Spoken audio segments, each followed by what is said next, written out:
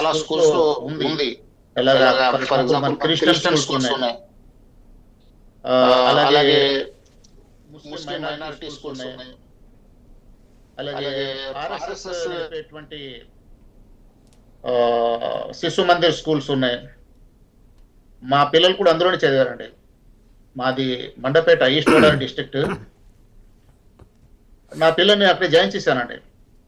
ఆ, ఎందుకంటే అక్కడ వైదిక ధార్మిక పరిజ్ఞానం వస్తుంది, మన హిందూ ప్రాచీన సంస్కృతిగా విషయాలు తెలుస్తాయనే ఉద్దేశంతో జాయిన్ చేశాం. అక్కడ ఏంటంటే ఆ సమాచారంలో నైతికత, మానవతా విలువలు, తర్వాత మన గొప్ప చరిత్ర సంబంధించిన అంశాలు బోధిస్తూ విద్యను బోధించడం అనే ఒక పద్ధతి. అక్కడ చూడండి, అక్కడ ఒక ఎడ్యుకేట్ చేయటం తప్ప కన్వర్షన్ అనే కాన్సెప్ట్ లేదు. అదేవిధంగా ఇటు బైబిల్ కానీ ఖురాన్ కానీ బోధించినా కూడా అందులో అందరికీ వర్తించే నైతిక మానవీయ విషయాలు బోధించలే తప్ప వాళ్ళని ఇన్ఫ్లుయెన్స్ చేసి మత మార్పిడి చేసే పద్ధతిలో బోధించడం అనేది మాత్రం అది ఖండనార్హం. ఇది ఒకటి.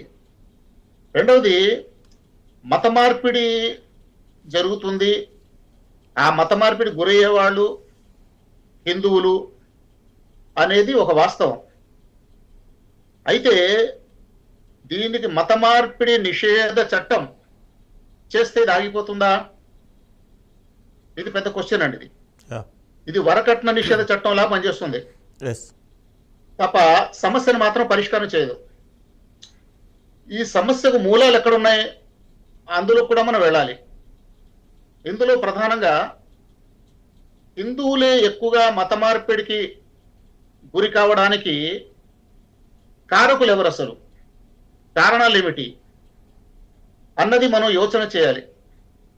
ఇందులో ప్రధానంగా ఏంటంటే హిందువులు తమ ధర్మ గ్రంథాల అవగాహనకి చాలా దూరం అయిపోయారు. వాళ్ళు కేవలం కొన్ని విశ్వాసాలు, కొన్ని ఆచారాల అవగాహనతో ఉన్నారు తప్ప వైదిక ధర్మ అవగాహనతో లేరు. కాబట్టి ఎవరైనా వాళ్ళని ఇట్టే ఎక్స్పెక్ట్ చేసే అవకాశం ఉంటుంది. ఇప్పుడు ఉదాహరణ చూడండి, నా 2 చేతులు ఖాళీగా ఉన్నాయనుకోండి, ఎవడో ఒకటి తీసుకొచ్చి ఆ చేతులు ఏదో పెడతాడు. ఆల్రెడీ నా చేతులు ఏదైనా ఉందనుకోండి, అప్పుడు వేరొకడు ఏదైనా పెట్టడానికి అవకాశం ఉండదు. కాబట్టి హిందువుల చేతులు ఈరోజు ఖాళీగా ఉన్నాయి. వాళ్ళ చేతుల్లో కనుక భగవద్గీత లాంటి గ్రంథం వచ్చేస్తే అప్పుడు మత మార్పిడి గురయ్యేటువంటి అవకాశం ఉండదు. కాబట్టి హిందువులు మత మార్పిడి గురవటానికి కారకులు క్రైస్తవులు, ముస్లింల కంటే ఎక్కువగా హిందూ పండితులే అని చెప్పాలి. కాబట్టి మన హిందూ సమాజంలో మీకు మత మార్పిడి జరగకుండా ఉండాలంటే వారికి ధర్మ అవగాహన, హిందూ ధర్మ అవగాహన కలిగించాలి. ఇది ఒక విషయం.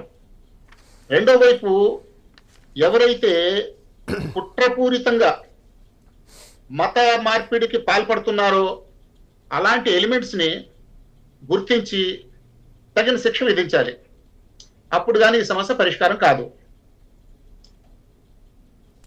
సమత గారు చెప్పండి, నార్మల్గా అంటే ఇలాంటి ఘటనలు